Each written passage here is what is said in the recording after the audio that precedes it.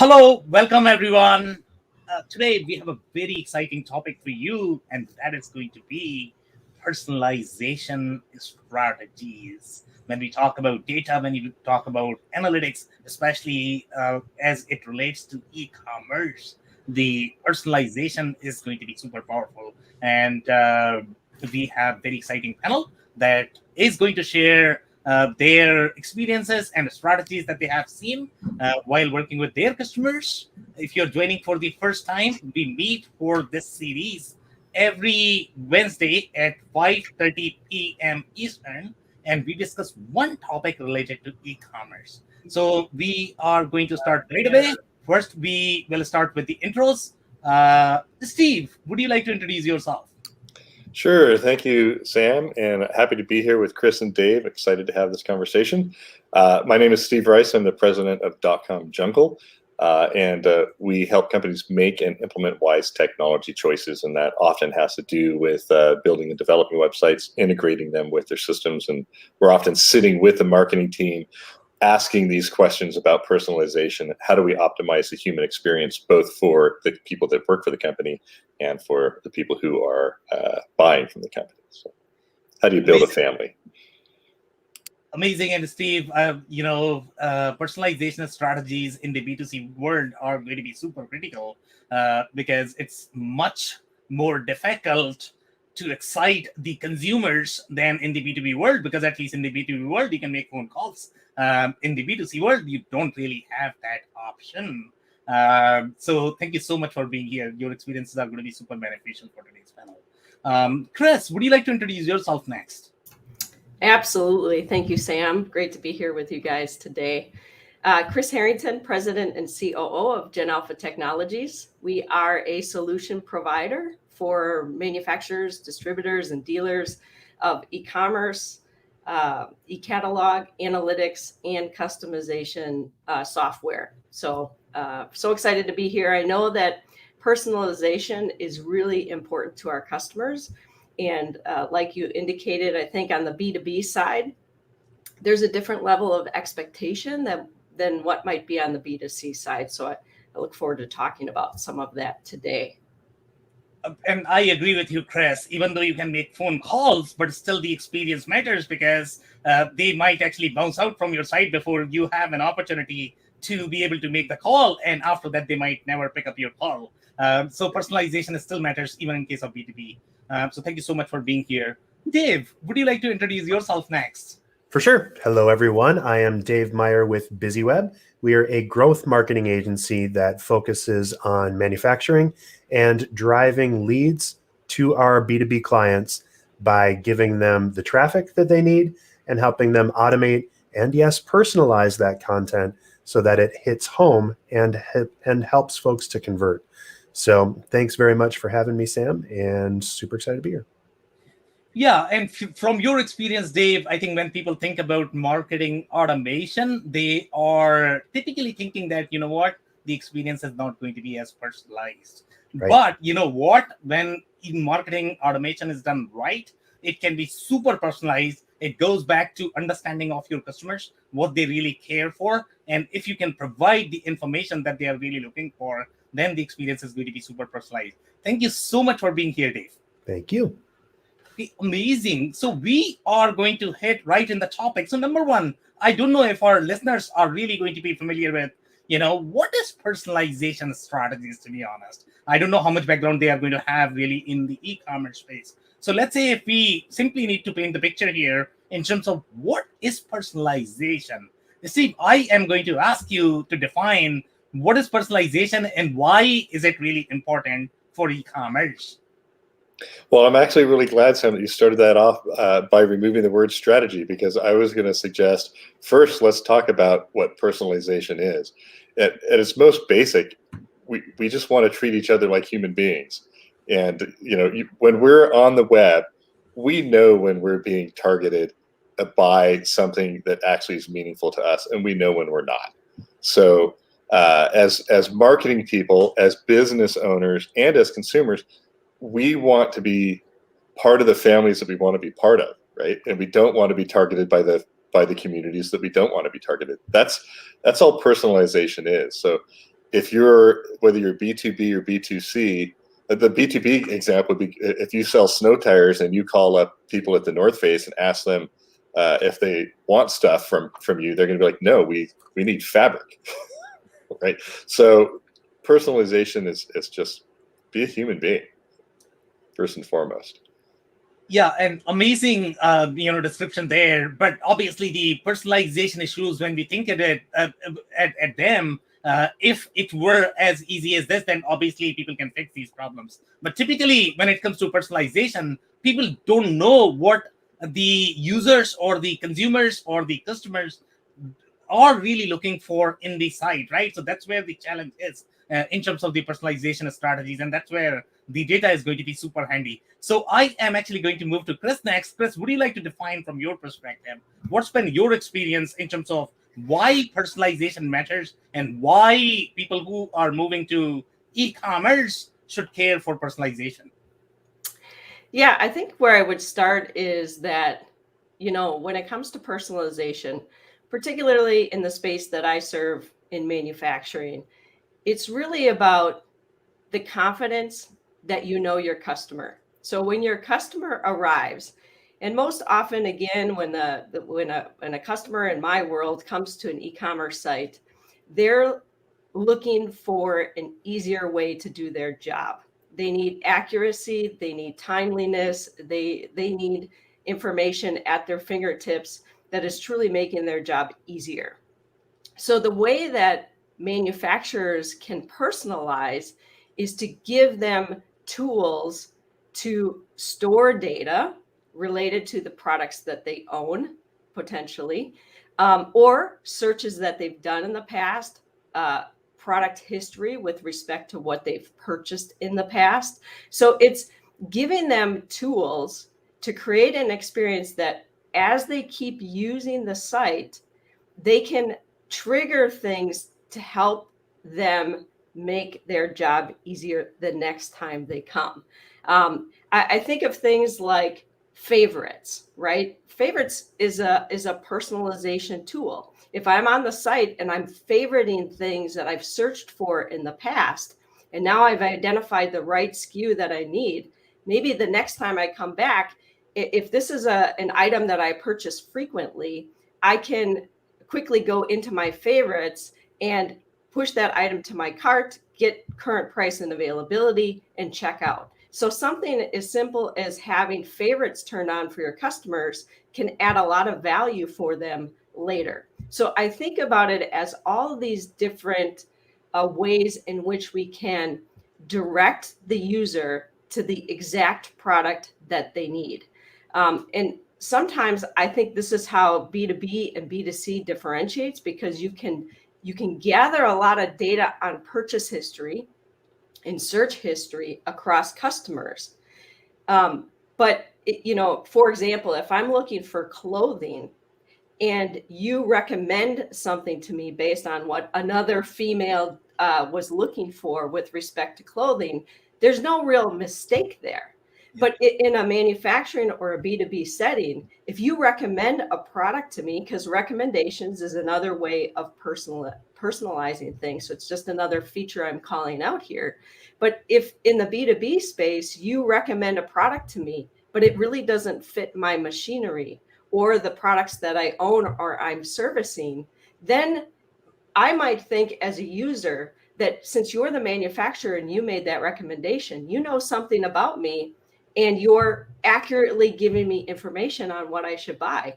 And if you're just using algorithms across your entire customer base, you may mistakenly lead them to a product that they shouldn't be buying because it doesn't fit. So we have to think about these recommendation strategies differently when we get into a B2B space versus that B2C space where accuracy really matters. So I think the other thing I'd say about B2B is that personalization, especially as we think about behaviors and tracking behaviors on sites and how that might change in the future, it's nice to allow the customer to make choices regarding what they want to store for the next time that they come in. So like a shopping list. If they want to create several shopping lists, they get to create it. You're not creating it for them, but it's still a level of personalization because it's a shopping list that they've curated based on the needs of something that they've been searching for and doing. Things like order history and order status. Those all become very valuable things based on their own activity on that site. So that's where I would just pause. I know we want to get into a level deeper on some of this, but that's how I would explain it, working with the customers that I work with today. That's actually a very interesting explanation, to be honest. I mean, I never thought that the B2B space is going to be so deep. In fact, I like your example about showing a different part for a machine. And if a manufacturer did this, to be honest, it's especially to me, I know what I am going to do. I am going to take a picture and I am going to post on LinkedIn because that is going to make such a funny post because you are showing and super incorrect part to me, and then I'm going to position this as you are so dumb. In case of clothing, it doesn't really matter, but in case of B2B, I can see that it's funny. It's that's how I see it, to be honest. So great examples there. By the way, I didn't know that there are specific features in the personalization. So I think we'll get deeper into that. The other comment that you mentioned related to timeliness and the accuracy, and my understanding of timeliness is going to be when I need a specific product, whether you are providing me that or not. It's not really the amount of time that you are taking to serve that information, meaning the speed of the site. I just wanted to clarify that. So when you said timeliness, is it the timeliness of serving the information, or is it the speed of serving the information? It's the timeliness of it could actually be both. So here's what I meant by what I had stated is that if I took time previously to find something, give me the ability to store it so I don't have to take the time next time. So that's part of timeliness. Right. Okay. But if we go a little bit deeper with respect to, again, manufacturers of equipment, if there is some sensor on that equipment that is telling that company that there's a failure or some predictive maintenance level, that could be a timely announcement when the user logs in that says a repair is needed. Oh, here, by the way, here are the products that you need for that repair. So there's a different level of timeliness, but I wasn't necessarily talking about the speed of the site. Does that answer your question? It does. Thank you so much, Chris. So now I'm actually going to move to Dave. And Dave, from your experience, what is personalization and why companies should care for personalization? They should be investing in looking into personalization as a strategy. Thanks, Sam. And yeah, there's a lot of things that you need to consider when you're thinking about personalization. First is that it's really becoming expected. People are becoming very sophisticated in their browsing. And we all experience and we all understand when someone is spamming us, AKA they're just sending out messaging without any regard to who we are and what we do. That's an immediate turnoff, right? Everyone loves to buy online, but no one loves to be sold. And so the difference there is having a conversation and knowing who you're serving. Now, the good news, especially for us in B2B, as Chris had mentioned, is that we in general thrive on relationships, and having the ability to track those relationships and to take what those relationships and those interactions are telling us and supply that into a helpful experience on the website, in e-commerce, in every interaction. When a salesperson calls up, you don't want to have that salesperson know nothing about that person. They want to know it's Mary Smith, and Mary has 2 cats, and Mary is very interested in a specific kind of precision milling and manufacturing, and she needs these 3 things to be successful in her job, right? So the more personalization you have inside of your inputs for your business, the better. Now there's an issue. There's a catch. Within the next month or so, the world is going to dramatically change again, thanks to our good buddies at Apple. iOS 15, mid-September, is going to dramatically change how all of these cookies and all of the data that we're passing back and forth is actually tracked. So we're going to see a big explosion, for example, in the SEO traffic. A lot of it is going to be showing up as direct traffic instead of as referral traffic, because all of a sudden someone that's browsing on Safari on an iOS device is going to show up as a brand new interaction, no matter how many times they've actually visited that site. And so you need to take care of that. And part of this is marketers digging our own graves. For so long, we've been so naughty about sending out the wrong information and overusing the information and details that we have, that people are sick of it, right? And there's a lot of concern around privacy. One of the companies that I work for a lot is Google, and I work with, and all of the data and things that they know and that they connect and that they track is fantastic for the advertiser. It's also fantastic for the user if it's done correctly, but a lot of people aren't doing it correctly. And so we're getting people upset, and so they're moving things out. So what are people doing? They're using ad blockers. They're using do not track settings on their browsers. They're using private browsers or government regulations. The GDPR and the CCPA are both coming out, and that's going to make huge differences in the kinds of data that we can track, right?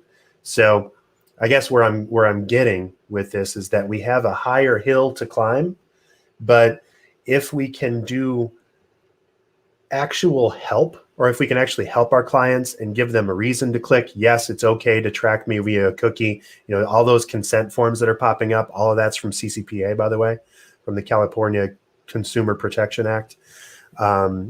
That's all necessary in order to get permission so that you can do a better job at delivering what people are expecting. I gave you a lot there, Sam. So yeah. So amazing, insights there, and you always give me some, very interesting and deeper information. That's what I care for, to be honest, because people need to know all of these things to be able to understand why these things matter. So we are going to dig into iOS 15 news a little bit more, because I'm not sure if listeners are going to be able to follow that. But before we do that, I have one story related to your comment related to buying versus selling. And a lot of people don't really understand the subtle difference between what is really buying versus what is selling, right? So in case of personalization strategies, that matter a lot. So the story that I'm going to share is going to be related to a not-for-profit. And when you talk to not-for-profit, they are always going to say that, you know what, I have nothing to sell. And I get into the conversation with this, organization, and the whole time, the only thing they could talk about is the sponsorship. And as soon as I open my mouth, they simply just don't listen to me. And if that happens, in my mind, that is sales. Now, in case of personalization strategies, if you're always going to give me that pop-up, which is probably going to be 15% discount, without understanding which product I'm looking for, how is going to be my experience? I am going to always think that you are simply trying to sell it to me, even though you are not giving me the sales pitch, but you are either doing the pop-up or whatever you care for. You don't care for me. So you don't really understand me, what I care for. So I just wanted to give that. I don't know if you are going to have anything to add there, but related to iOS 15.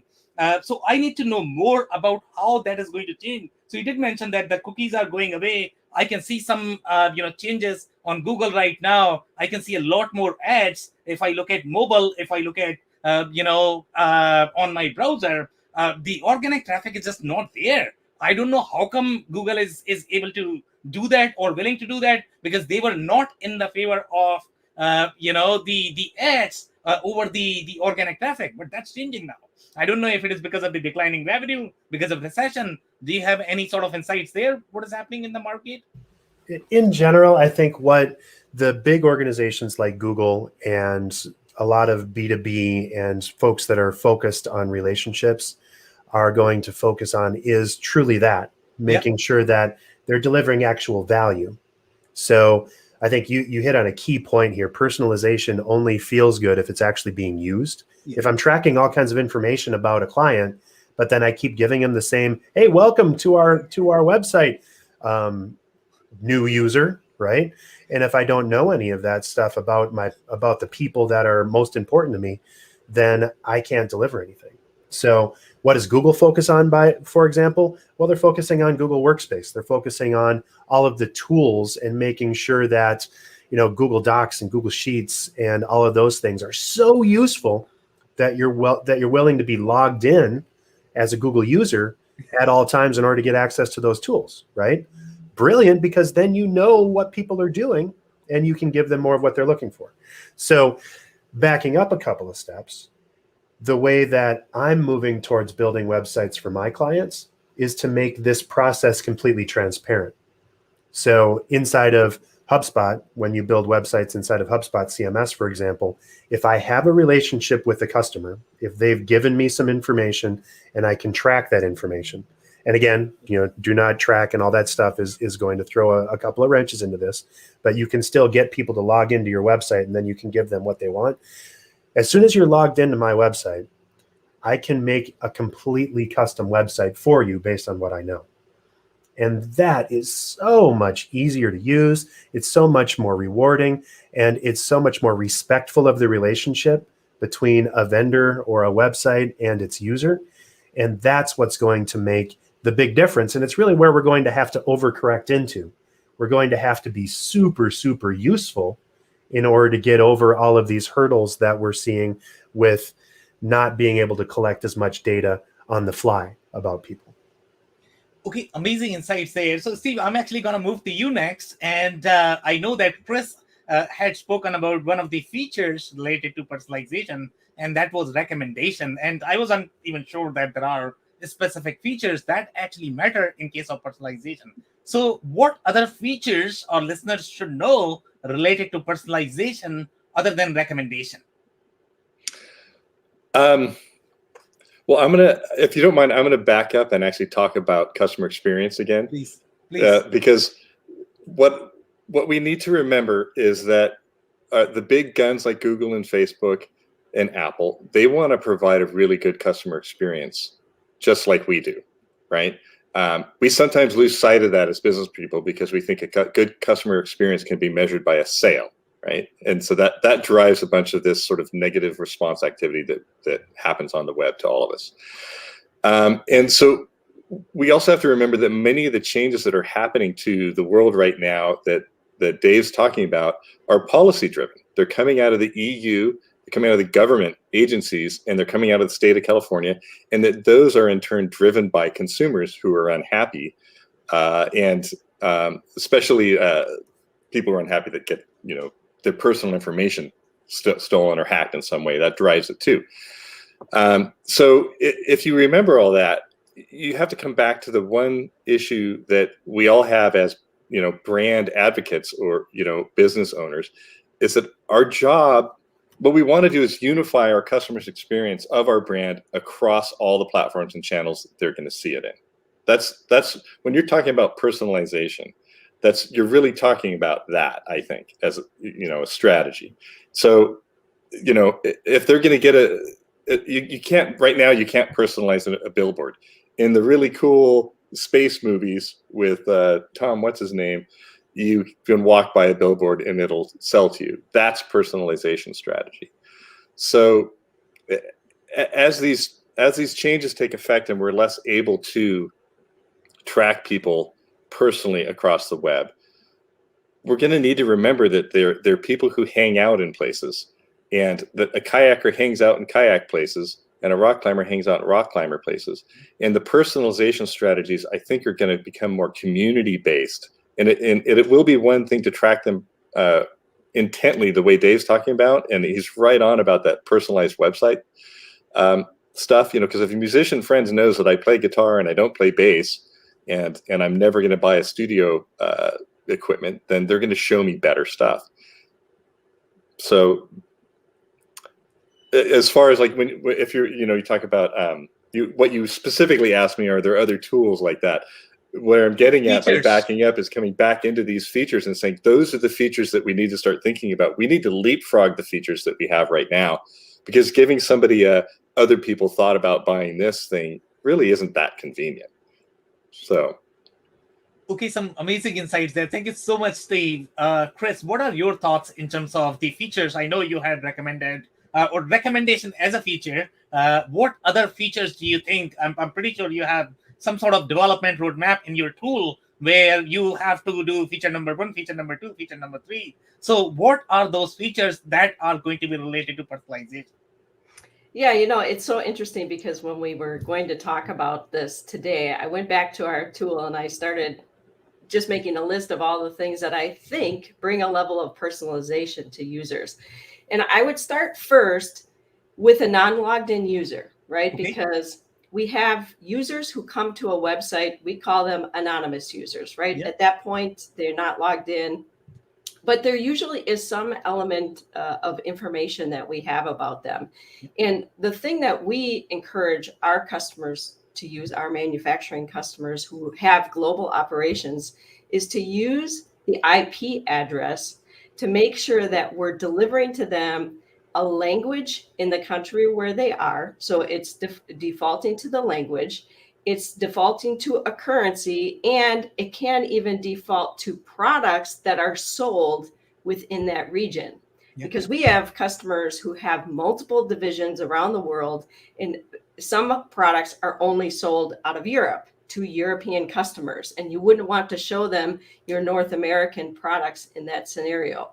So just by tracking the IP address, that's a level of personalization. I'm seeing my language, I'm seeing my currency, and I'm seeing the products that you sell in the country and region that I am in. Then when you move to a logged in user, and typically this is somebody who's registered. So it goes back to Dave's point of these people have told you something about them. You know, there's all kinds of things you can do with personalization once you have a registered user. The first thing is you can tie them to your account. Yep. So that they can, or to their account, excuse me. So now they have the ability to pay an account. Of course, if their terms are that way, they have the ability to see their pricing. So you could call these all features of personalization. Then you get into things like favorites, shopping lists, auto reorders or subscriptions. So these are, again, levels of personalization that you're offering to your registered users that make their job easier.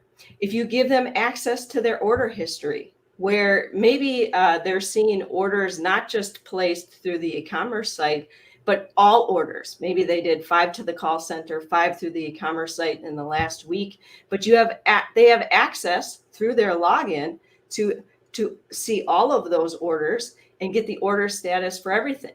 And then very quickly reorder or requote. So having the access to see quotations, having the ability within an account. So maybe the 4 of us work for the same company. So our login is assigned to the same account. My ability to see what you've quoted, maybe Sam, you don't have the ability and the authority to place an order, but you're a technician and you could create a quote. Maybe I'm that procurement leader, and having access to your quote very quickly makes my job easier because now I can convert that quote to an order. These are all areas of personalization. If you can assign equipment that owners own, right, and they are operating. So when they come in, the product catalog that they're seeing is for the 3 pieces of equipment that are on their factory floor or the 15 fleet that they're running out there. So now they uniquely go into and have a product catalog with all the assemblies, all the drawings, all the parts and SKUs related to what they own. That's a level of personalization. So there are just all these little elements that you can really consider personalization beyond things like product recommendations, which, like you say, that's just, to me, that's more minor. It's great to upsell maybe for the manufacturer if they're trying to sell a kit that safely goes with another product and it makes their customer's job easier. Now that's a level of personalization. If I'm putting something in my cart that you have a kit for that's going to make the reassembly of that unit easier, then please recommend it to me, right? So these are all areas of personalization. And I think again, in my world where we service customers, I think that smart technology of linking the equipment and all of the maintenance related to that equipment to logged in users who own that equipment, and being able to recommend based on the service life, the hours or the miles associated, that is where the future is going. And that's why we need to start collecting the data now. And you said I would talk about data. So we need to start getting this data today so that we can have good, relevant, accurate information to these users later. And that's why companies need to get started with this now, because if they're not even gathering the data that then can be made useful later. So I'll pause there.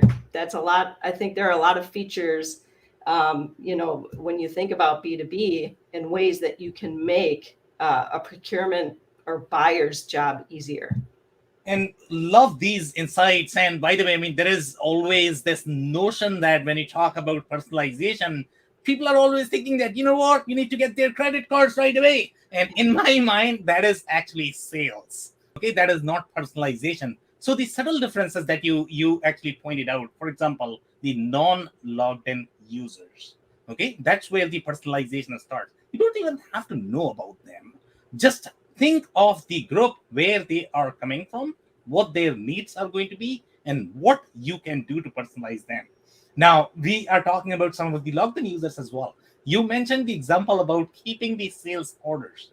Okay, the personalization is going to be in the form of whether you are making their life hell or whether you are making their life easy. And one of the ways of making their life easy is going to be, along with the sales order, maybe you can probably order the store the invoices as well in their account. We all have tendency to lose receipts. And, if we want to find out, okay, where can I download my receipt right now? Okay, I can count on Jan Alpha. Okay, Jan Alpha is probably storing. Okay, let me log in. Let me download this receipt. And I can tell you this, best. People are going to thank you for storing that, because that makes my life easy. So personalization is far deeper overall when you look at the data, the way people behave, what they really care for, what their core challenges are on a daily basis. You don't have to bring AI and recommendation engine to be able to provide the personalized experience. These are the tiny things that matter for the personalization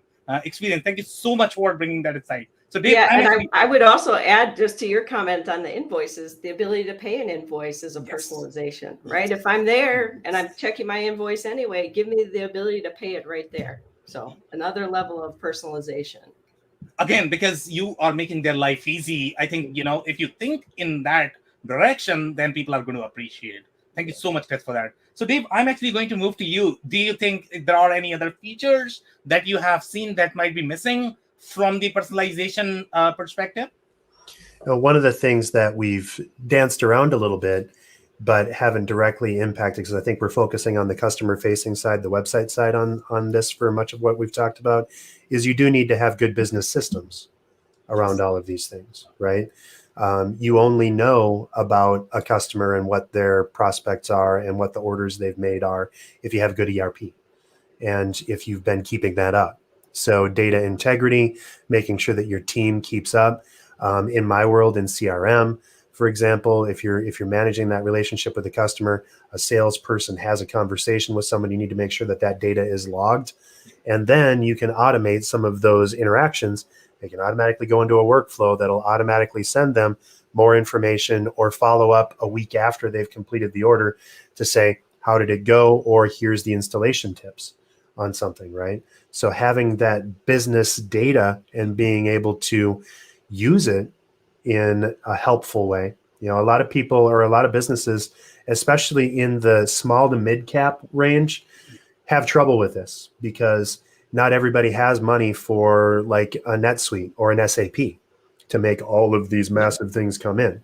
And, sometimes my nose bleeds a little bit when I even think about the licensing on SAP alone, right?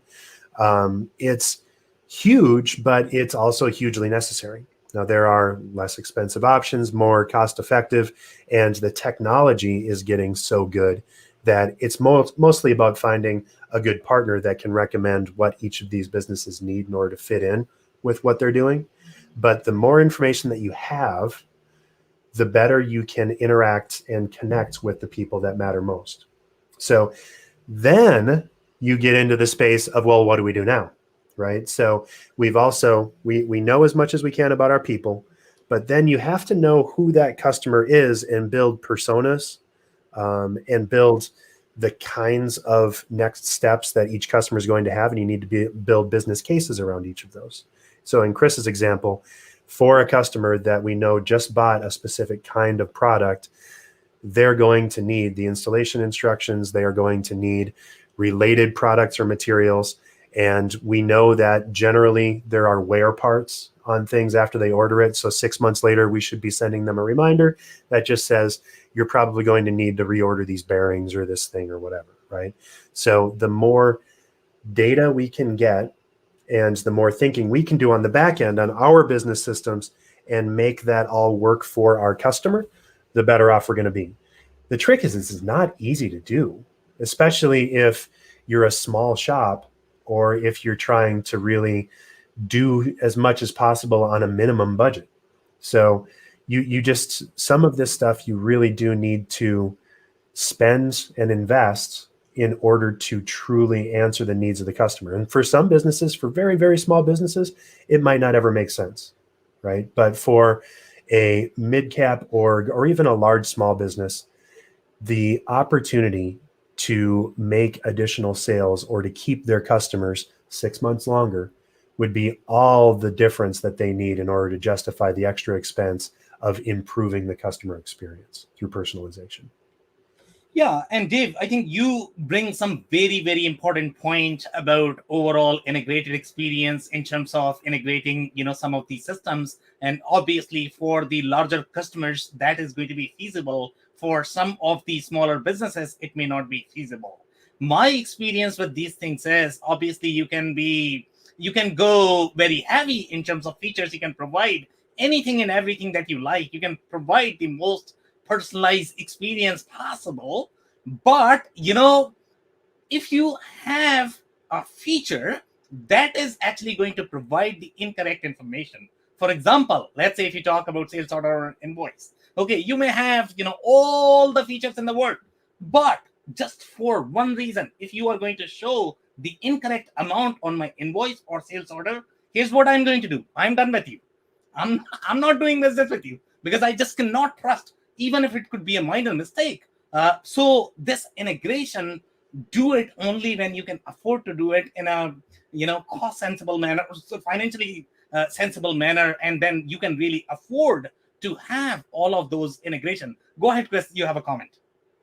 Yeah, I love what you're saying. There are two additional things as we're all talking here that I started to think about with personalization and some features. Chat, chat is potentially a great personalization if you have a customer who's struggling and you're manning from multiple countries in the different languages where people are. So you're really supporting them in the language in which they're doing business and offering them help. That's a level of personalization. Something that I also thought of was emails that get triggered from your e-commerce site, like a welcome email after you register, right? That's a beautiful way to personalize. Yeah. You're establishing a relationship with somebody. A confirmation email after you've placed your order. So I know in my email that I've got a copy that you got my email, and hopefully it matches an order number inside the ERP system, right?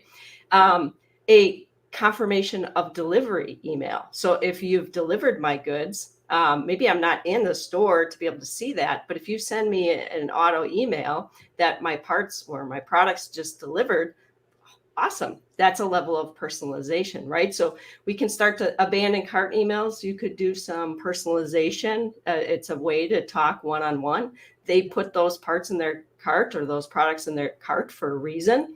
So now you can personalize what you're sending to them. So email can be a great way to continue the conversation, to just establish that relationship and deliver confidence to your customer. So thought I would just shout out those other two features that I was thinking about as you guys were talking.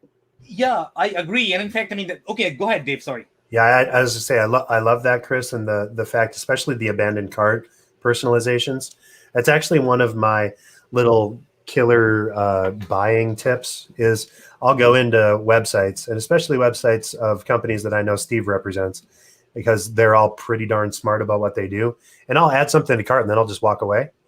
And then 9 times out of 10, I'm going to get an email from them later with, oh, 20% off for the next couple hours. Like, ooh, good. Well, I just did that just by being semi-irresponsible with what I do. So if a customer can interact with a company, and if a business can know that, and this is where social media comes in and where Facebook makes its dough, right?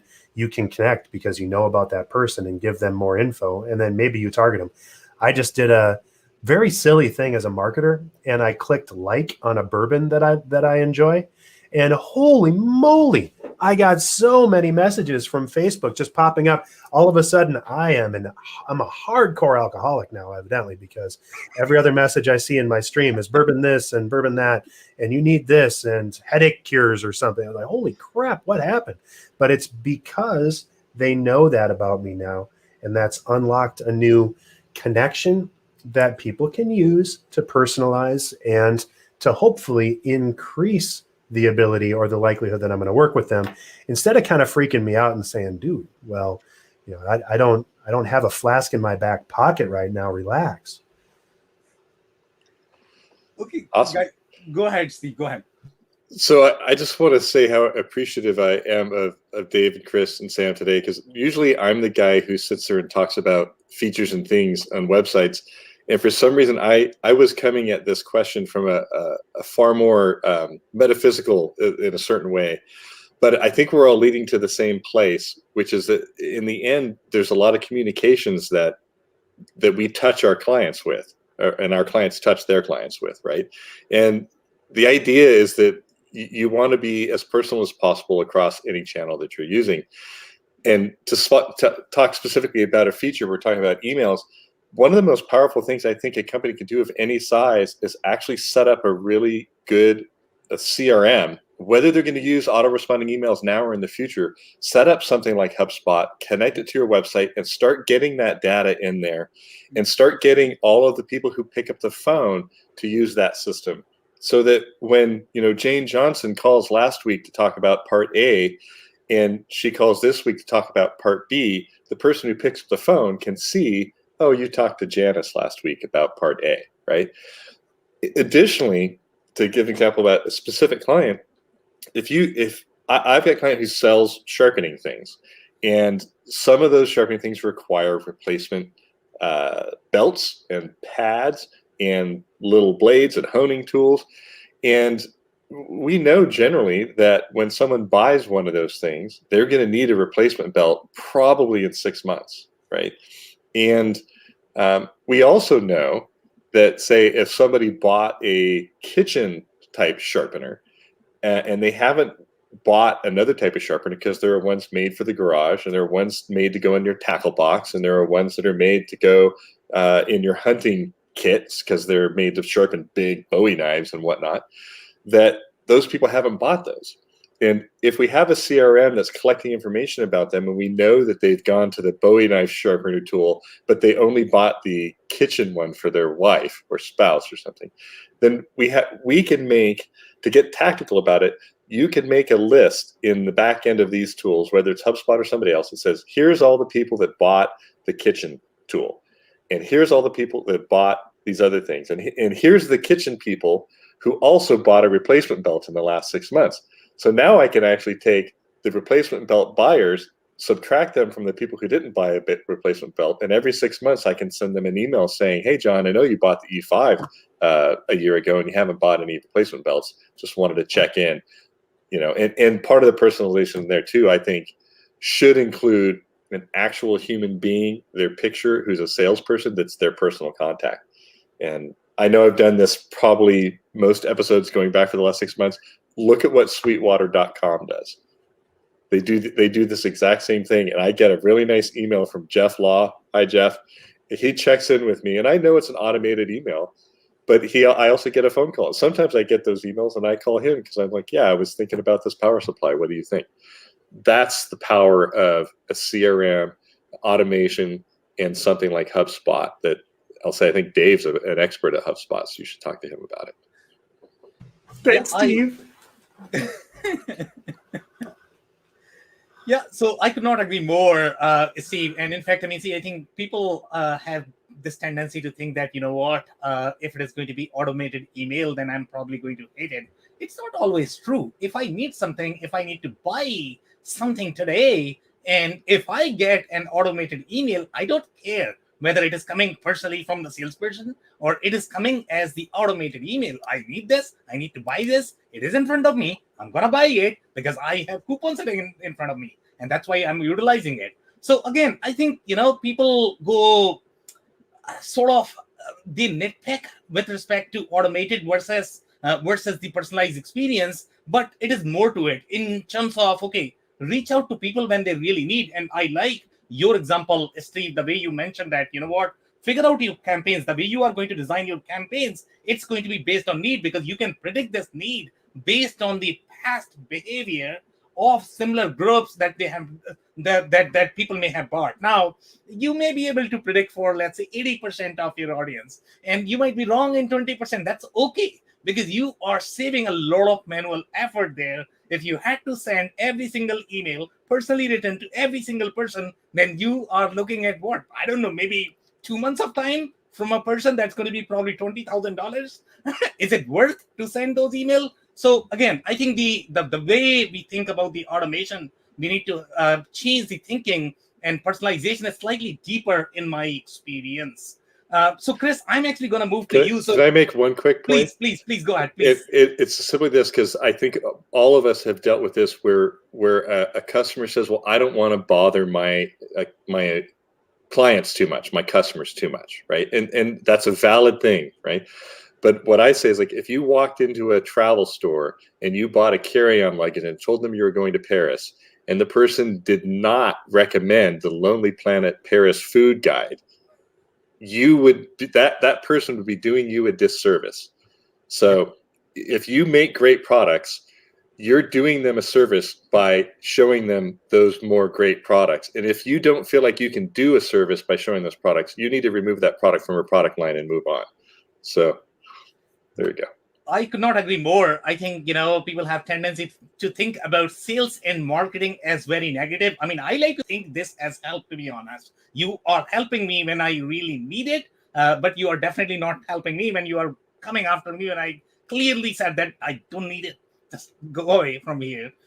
So Chris, I'm actually going to move to you next in terms of the tools and technologies. I know we have spoken briefly about chat as the potential tool. We have spoken about the features. Are you familiar with any other tools and technologies that might be utilized to improve the personalization? You know, I think we talked about a few of them. The CRM system, HubSpot was mentioned earlier. Yeah. I think that, you know, you mentioned chat. There's a lot of inexpensive chat tools available that can be easily integrated to an e-commerce site. Same with email marketing. If you don't have a fancy tool, MailChimp is a great recommendation. I know, I don't know if we want to throw out names here, but that's at least a way to get started, depending on the size. You know, I think the vendor that you work with and the e-commerce platform that you decide upon, they're going to offer you good recommendations if you don't have some of these systems in place already. So I think it really behooves you to identify your own requirements. What are you trying to achieve? Evaluate your vendors, and then talk about personalization and look at which features that we've all talked about here do you think you could implement, or maybe the vendor is going to have them as part of their solution, and all they have to do is be configured on. And then if you're missing a component that is a backend integration, ask them for their recommendation, because often they're going to share with you where they have had integrations in the past. They can share with you customer stories. But I really think we addressed all of the different tools in our conversation, and without calling them out specifically, your vendor is really gonna have some great information for you. Okay, amazing insights there, Chris. So, Dave, I'm actually going to move to you in terms of the tools and technologies. And one of the tools that I am going to highlight is really going to be intent data. And I don't know if you are seeing intent data being used to improve the customer experience, the personalization experience. Have you seen any other tools or technologies that may be upcoming to improve the experience? It could be the plugins on top of HubSpot or any other tools and technologies that our listeners should be familiar with. Now, what's really fun about intent data is you can set up your intent data however you want to collect it. And so, for example, on my side, HubSpot is the tool that we use. We're platinum providers with them, and we're like one of the few that actually get to train other businesses on HubSpot's behalf. There's only 12 of us in the world that do this. So we get to really dig in. And one of the cool parts about that is I can set, okay, for anyone that visits my website 3 times in a month, anyone that downloads a form, anyone that hits me on a social network, anyone that does a search of a specific kind, I'm going to log those people as a particular persona. And I know that those personas need this information to be successful. So it can be a marketing transaction where I'm giving them more of what they're looking for. It can be a service transaction where I know if they hit the support page, and then they're looking at a specific kind of product or service and trying to find more information about that, I can have my customer service rep reach out to them. Or even on the sales side, if I'm visiting specific pages and giving certain sales signals, I can actually rank those people as far as their lead score. And anybody that's a lead score of 65 or higher, they're going to get a call that very day from my sales team, right? So all of this is possible. Awesomely, it's all possible inside of HubSpot, but for whatever tool you choose, and we talked earlier about what kind of vendor are you going to choose and who are you going to work with. The key thing is to note that you need to have a good partner in these spaces and that you need to give it time. Tons. I get a question or a concern from a client and they're like, okay, we need to do this. I need to have a personalization strategy in. It is August 16th or it's August 19th today. And I need this by September 14th, right? It's not going to happen. This stuff requires a lot of navel gazing. It requires a lot of data cataloging and tracking. It requires workflows. It requires months of really in-depth work to get it to where it needs to go. Now, for some small businesses, it's not going to be worth that lever, or you're not going to be able to wait for that long. AI is starting to come up and help us with some of that, but you're not going to be able to get over the hump that you do need to invest in both time and some sort of a great tool or suite of tools to get you what you need. And so that's my big caution to everyone in this. There is no easy solution on any of these things. You actually need to work with people that know their bones on any of this stuff. So if you don't have a good partner, now there's a lot of places to find partners. Of course, you should be listening to WBS Rocks and all of the great people that you interview on a regular basis, Sam. But the key thing is find someone that can speak to you for your needs without necessarily just pushing a thing. If I was a Salesforce rep, I'd probably be talking about Salesforce. I happen to work in HubSpot, so I'm talking about HubSpot. Yep. You need to be able to trust that whatever tool you can deliver or that you're getting recommended is going to be the right one for you. Okay, love it. Thank you so much, Dave. Steve or Chris, do you have any follow-up comments on that? Otherwise, we can only take the closing advice. I think we are close to our time. Nothing from me, Sam. That was good. Steve? Thanks for a wonderful conversation. Okay, so we are going to do closing advice. I am going to start with Chris. Chris, what is your closing advice when it comes to personalization? I'm pretty sure it's going to be related to data because today is the day for data. Yes. Yeah, I would say that my closing advice would be that personalization is under an evolution. This is early. Some of the things that we're doing, yes, we've been doing for a while. Some are new. It continues to change. But I think I would suggest You get started with e-commerce so you can start gathering the data.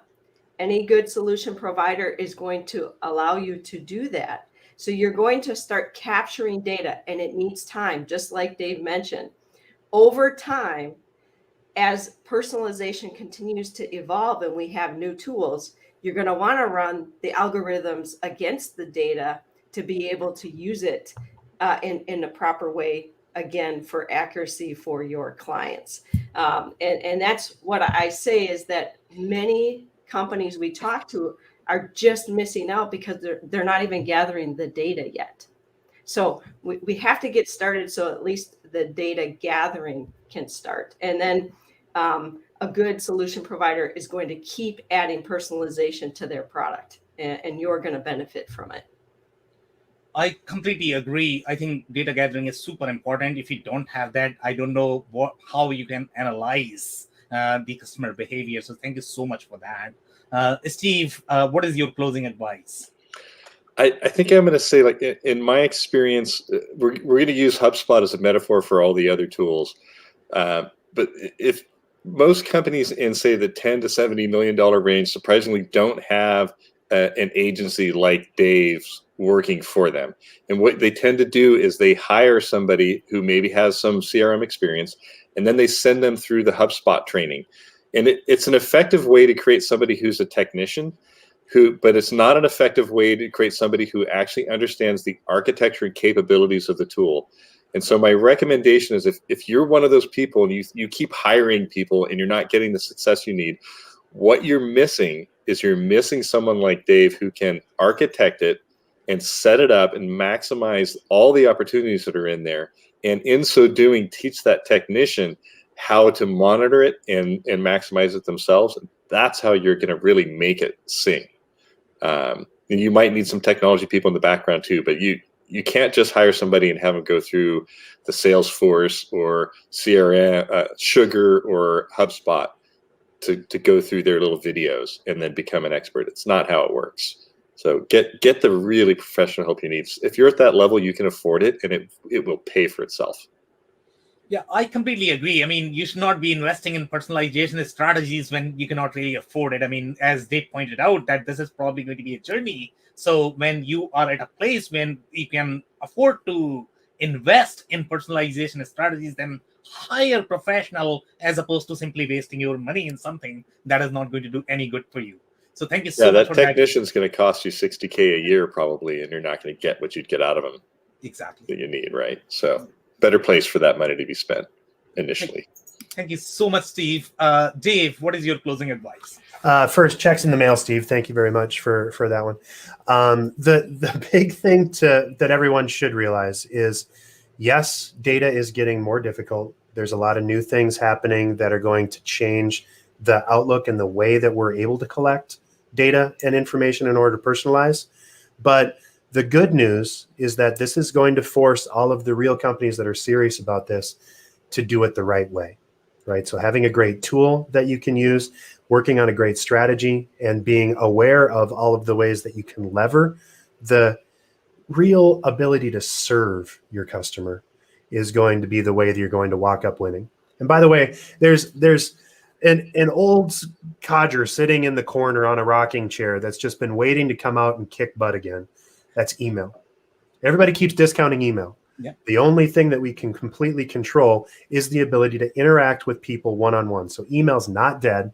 Yeah. It's just, and by the way that all the things are going away, and the facts that we're not able to track cookies anymore, and we're not able to do a lot of the fun things that we were able to do through social, email is coming back as an important interaction strategy with a whole new fervor. So every time you think that a dead technology is dead, it's going to come back. And email is one of those things that's just never, ever going to die. So find a great partner. Make sure that you subscribe to WBS Rocks. And thanks, everybody, for the fantastic conversation. This was really fun.